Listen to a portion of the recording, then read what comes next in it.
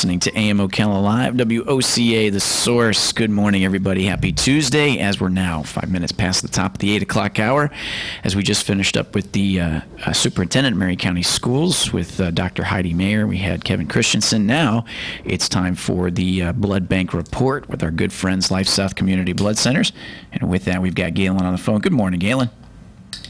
Hey, how are you, Adam? Good morning. I'm doing pretty good. We've got some sunshine going here, and we're moving through this week, this final week of March. Let's keep it going. Let's get to April. Yeah, let's just get this thing over with. Whatever the coronavirus is going to do, let's just get over with it. And everybody I talk to, they're kind of sick of it. I think that we're all sick of it. This isn't one of those stories that you hope goes on forever, that's for sure. Whether you believe we should all be sequestered in our houses and go to our corner and run and hide, or if you believe we should do business as normal and that everything's an overreaction or an underreaction. I think we all agree I think we're all sick of it. Yeah, and I think that's the most compelling part of all this and dealing with this is just how kind of unorthodox it is. Like, with I think the thought was like with a hurricane, it's like, all right, it's coming. You get the updates. You can see it. Here it's moving. You have an expectation. You have a game plan. You even got something planned for the idea of when it hits and when it passes and then where to go from there. This is just kind of just kind of hanging on to thin air. It's kind of weird. Well, at least we have power.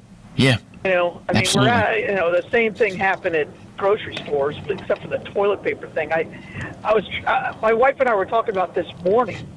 It's like, well, what happened with the toilet paper? And I'm like, people panic, and then you get videos of the person who went to the Dollar General and bought every roll and threw it in the back of their truck and then went, Donald Trump. And I'm like, what?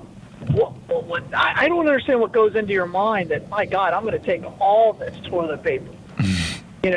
I don't get it.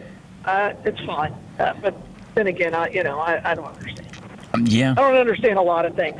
But I was glad to see the president say, we do have to go back to work. And, yeah. And I've said this from the beginning, at what cost are we flattening this curve? And, and I get it if you're older or if you have a pre-existing condition that this virus can really kill you. I understand your concern, but a lot more people will die if the economy continues to tank. So, that's a much bigger threat.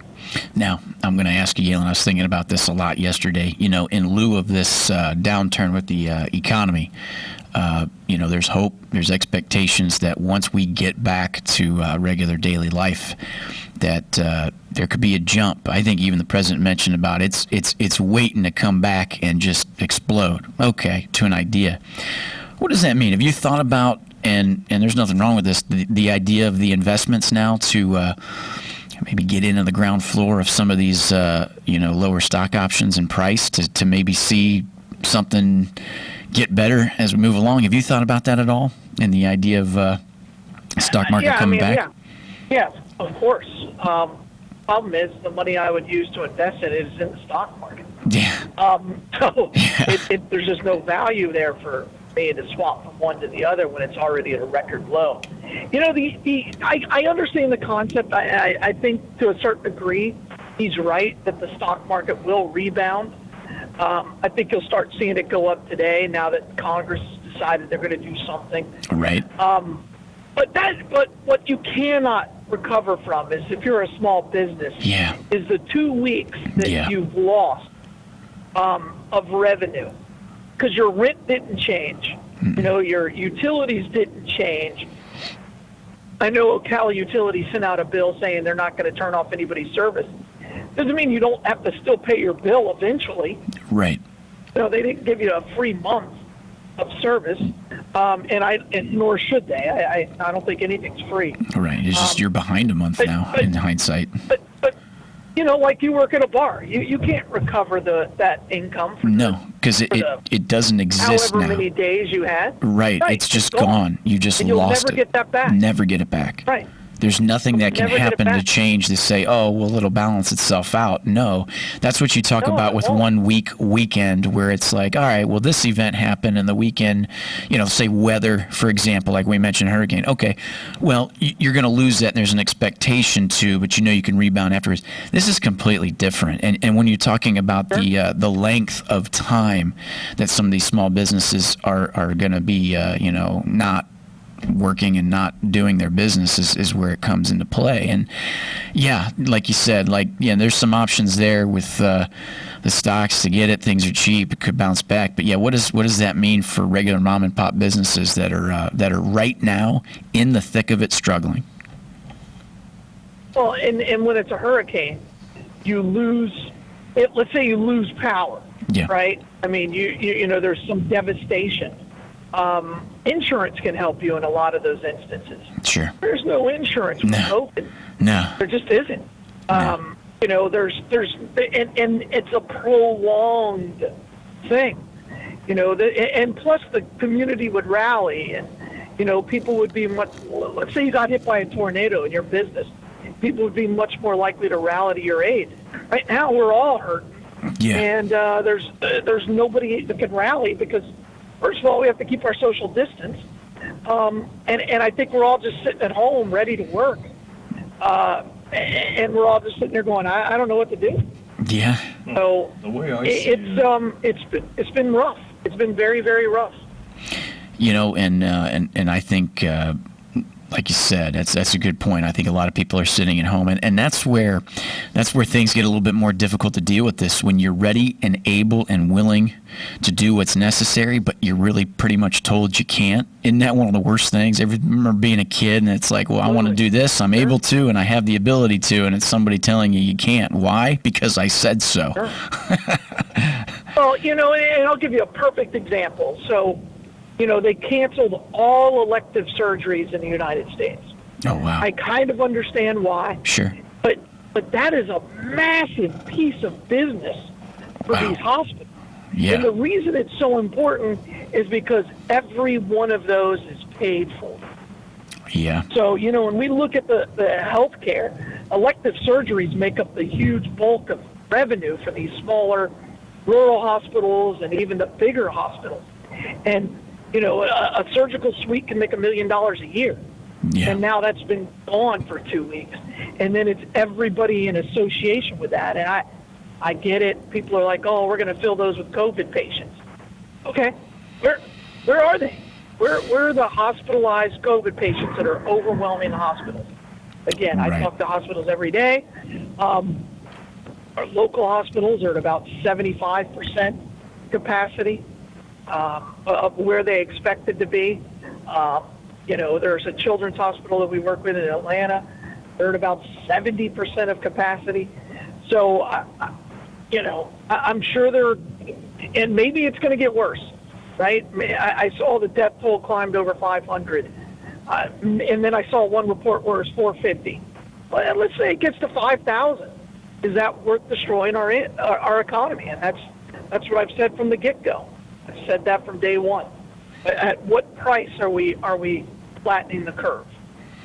And time will tell, right? Time will judge us all.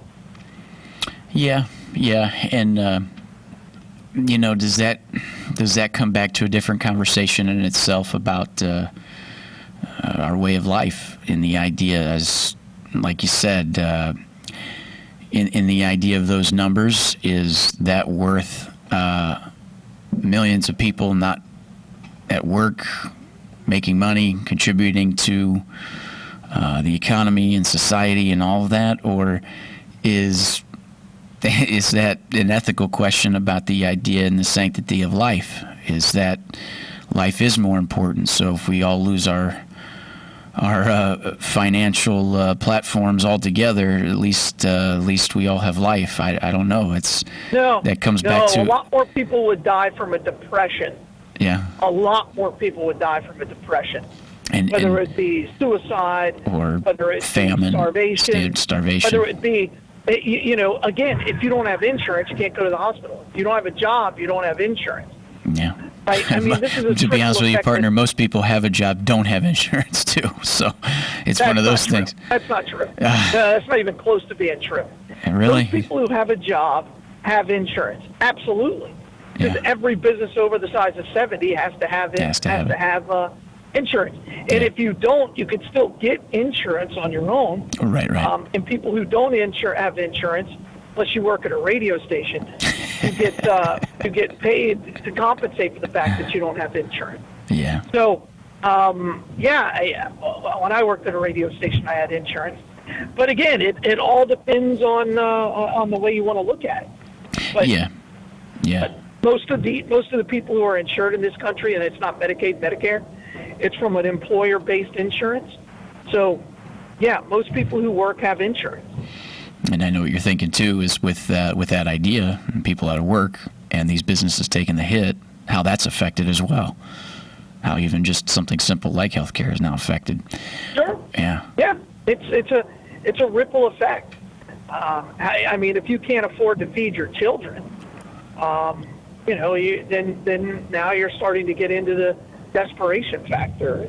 And again, I think people are just going to start getting bored. At some point, you've watched everything you can on your streaming accounts, whether it's Hulu or Netflix or whatever. You're tired of watching the news. You've watched every movie you possibly can. Your kids are looking at you. It's absolutely beautiful outside. You can't go anywhere. Can't even go to the park. So at some point, that's going to take a huge toll on our society. Yeah. And people are going to start really questioning, why am I inside? I read a report that I forgot what they called it. What do they call it? Somebody was going to start using drones to make sure that people are social distancing. Is that right? Like, okay, that's one easy way to get a drone shot out of the air. That's what that is. That's target practice. Yeah. So, yeah. We want to let the viewers know that the Clay for Kids shoot by the NFL alumni is actually back. We're going to go ahead and take it out on the drones. Right. Right. I mean, thankfully my wife and I were both in healthcare, and so, our jobs haven't been, they've been massively impacted, but at least we're still able to work. Right. And our kids are old enough to take care of themselves.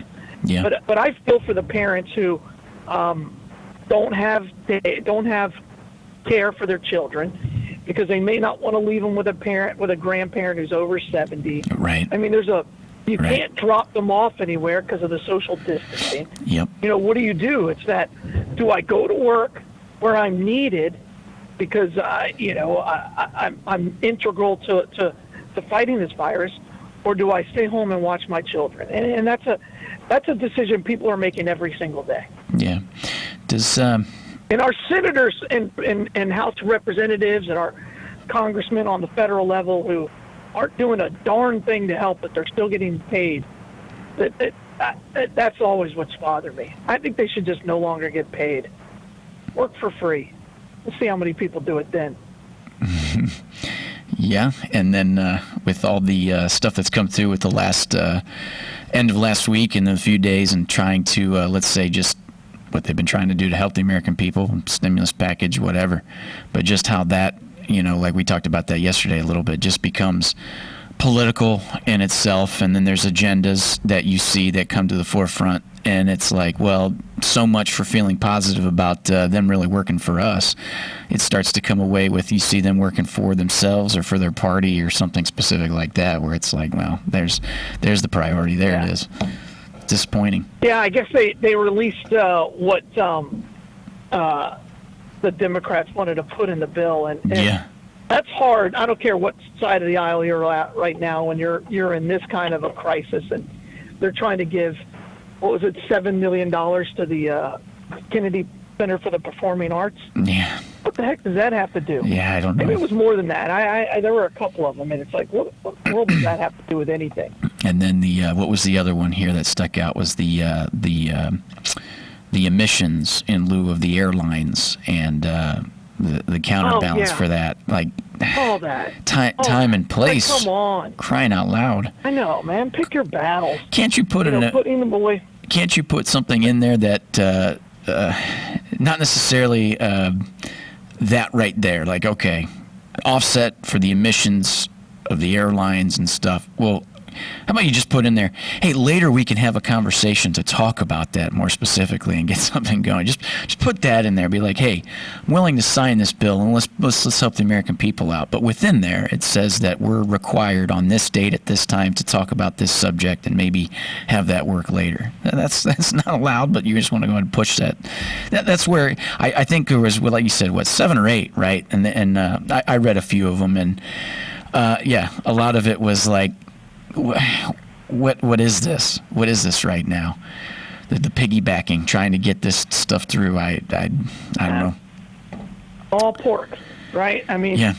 And again, in a time when tax revenue for the federal government is low, you're going to just add more spending. Yeah, yeah. Again, it's what we're at right now as a country, and how much are the people going to put up with? To me, that's a much bigger question.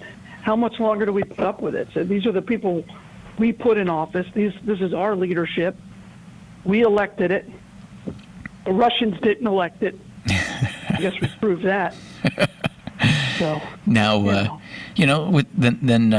that statement, my friend, is this, when we get through this as not only as our country, as Americans, as United States of America, but as the world's been affected by it, is there a new precedent set?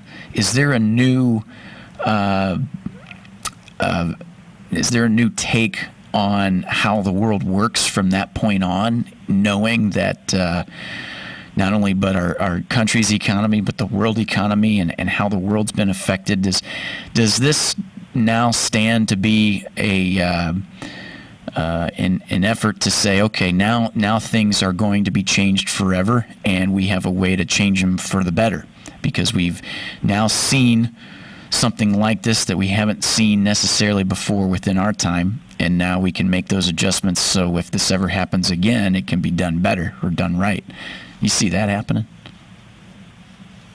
Or do you see some of the same? No, I mean, I don't think anything's going to change, because again, the people that we elected, we like. Yeah. Right? So they're like, yeah, go get them. Good.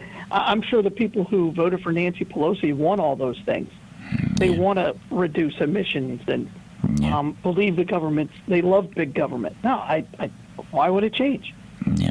Two things create change, and this is for all of life: pain and God. And now, what will change is if we continue to feel the pain of this COVID, and it really starts to hurt us. Yeah. I heard somebody compare this to World War II, right? This is our World War II. I wonder, I really do, if before the war started, if we knew how many hundreds of thousands of men were going to die, and women. They did know. That's why they were like, we're not doing it. And it wasn't until Pearl Harbor. No.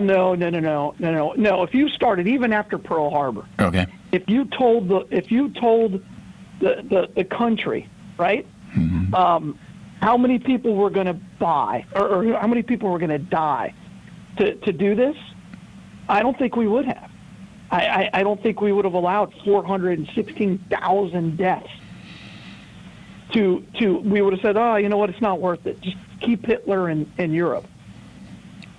I don't think we would have. Yeah. I don't think we would have. Yeah. I mean, or the Soviet Union that lost something like 20 million people. Right. Right. Right. I don't think they would have said it was worth it, because we weren't being bombed. Japan hit a military base because we didn't give them any more oil. I really think that would have changed. I really do. So. Yeah. With this segment, we want to give a shout out to our sponsors, Palm Garden Health and Rehabilitation Center, Palm Garden of Ocala, 2700 Southwest 34th Street, 352-854-6262, 854-6262. Proudly serving our community since 1987, delivering enhanced clinical services, initiative therapy, and compassionate health care, skilled nursing, rehabilitation services, and outpatient therapy. Whether you're in the need of the short or long-term care solutions, their goal is to accelerate your your pathway to recovery within a compassionate environment. Our friends, Palm Garden Health and Rehabilitation Center, and of course, Penn Flooring, family owned and operated, serving this great Marion County for over 30 plus years. Every bit of their success is to their unrivaled customer service, full service flooring company dedicated to finding the best solution for your flooring needs. 1201 Southwest 17th Street in Ocala, 351-3420, 351-3420. Palm Garden Health and Rehabilitation Center and Penn Flooring. Galen, as we talk with you, how is the blood supply now? As we know, the usage has gone down, like you said, with the idea of the elective surgeries being canceled. But we still have the word to get out there is to give the gift of life, donate blood. Now's an opportunity to kind of get out there, tell people to donate. So with the elective surgeries canceled, that we can kind of get a giddy up on the supply. Yeah, we made up some ground yesterday, which is good. We need platelets right now. Platelets only last on our shelves for 5 days, so call us before you come because our blood mobiles are, again, they're really sketchy at best. So if you could just call us at 622-3544 before you come by, and then that'll really help, and then we can make an appointment for you. But please just get out there, give the gift of life, and donate blood. Sketchy as in schedule, by the way. Nothing with the idea of... No. Yes, just sketchy with the schedule, not sure in lieu of a lot of the blood drives being canceled and everything like that. So, but get out there, give the gift of life, and donate blood. And Galen, I was going to say, man, be safe getting where you're going today. I know you're driving, and it feels like a few people I've talked to have been doing that. They've just been kind of doing the Sunday drive kind of thing, just for something to do. And I know with that, for people that actually try to get to where they need to go, it makes it just a little bit tougher because, like you said, you get some people that just tidy themselves up in that left lane when they should be just using that to pass. But be safe getting up there, my friend. And boy, that's another week without sports, I know, nonetheless. But we're moving through. We'll get there. Yeah. Well, hopefully. Yeah. Yeah, hopefully. Yep, hopefully. All right. All right, Adam. Have a great one, man. Thank you. Before you go, real quick, I just want to say I ended up watching the movie Major League last night. It was on television, and that's one of my go-to classic spring movies in lieu of getting ready for baseball season. And boy, I got the itch to watch some baseball. Just thought I'd share that with you. But take care, partner. At least Cleveland wins in that one, huh? That's right. Yeah. Congratulations. I'll see you, partner. Have a good one. All right, man. Bye. All right, so we'll be back right after this. WOCA Ocala. Fox News, I'm Lillian Wu. Senate leaders in the White House closer to striking a deal on a $2 trillion